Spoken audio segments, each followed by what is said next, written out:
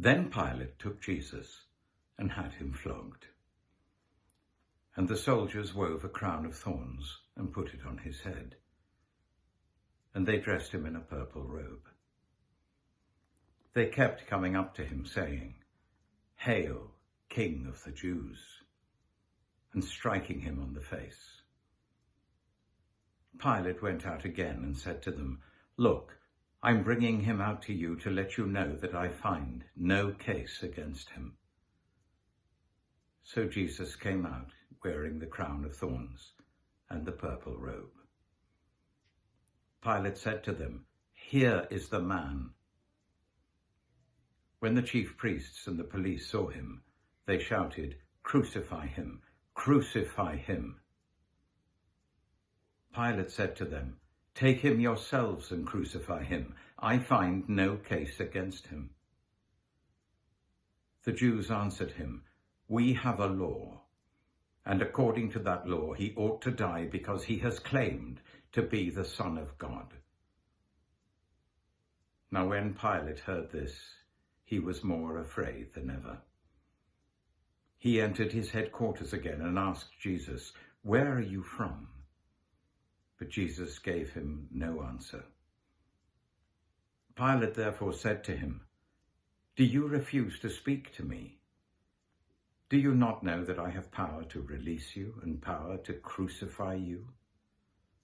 Jesus answered him, "You would have no power over me unless it had been given you from above. Therefore the one who handed me over to you is guilty of a greater sin." From then on, Pilate tried to release him, but the Jews cried out, "If you release this man, you are no friend of the emperor. Everyone who claims to be a king sets himself against the emperor."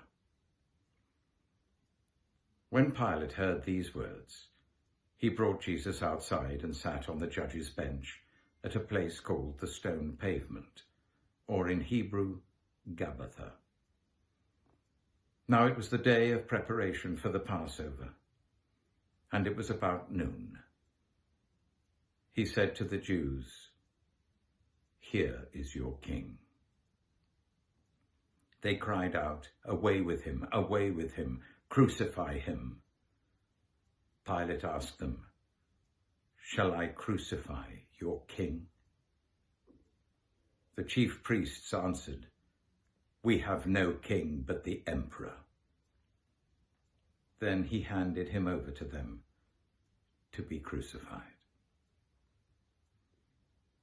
So they took Jesus, and carrying the cross by himself, he went out to what is called the place of the skull, which in Hebrew is called Golgotha.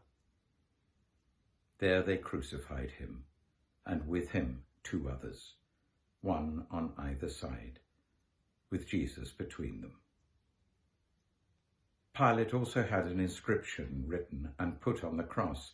It read, "Jesus of Nazareth, the King of the Jews."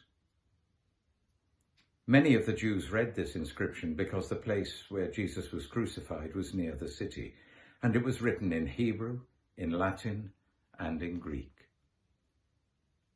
Then the chief priests of the Jews said to Pilate, "Do not write the King of the Jews, but this man said, 'I am King of the Jews.'" Pilate answered, "What I have written, I have written." When the soldiers had crucified Jesus, they took his clothes and divided them into 4 parts, one for each soldier. They also took his tunic. Now the tunic was seamless, woven in one piece from the top. So they said to one another, "Let us not tear it, but cast lots for it, to see who will get it." And this was to fulfill what the scripture says, "They divided my clothes among themselves, and for my clothing they cast lots." And that is what the soldiers did. Meanwhile, standing near the cross of Jesus were his mother and his mother's sister, Mary, the wife of Clopas, and Mary Magdalene. When Jesus saw his mother and the disciple whom he loved standing beside her, he said to his mother, "Woman, here is your son." Then he said to the disciple, "Here is your mother." And from that hour, the disciple took her into his own home. After this, when Jesus knew that all was now finished, he said, in order to fulfill the scripture, "I am thirsty." A jar full of sour wine was standing there. So they put a sponge full of the wine on a branch of hyssop and held it to his mouth. When Jesus had received the wine, he said, "It is finished."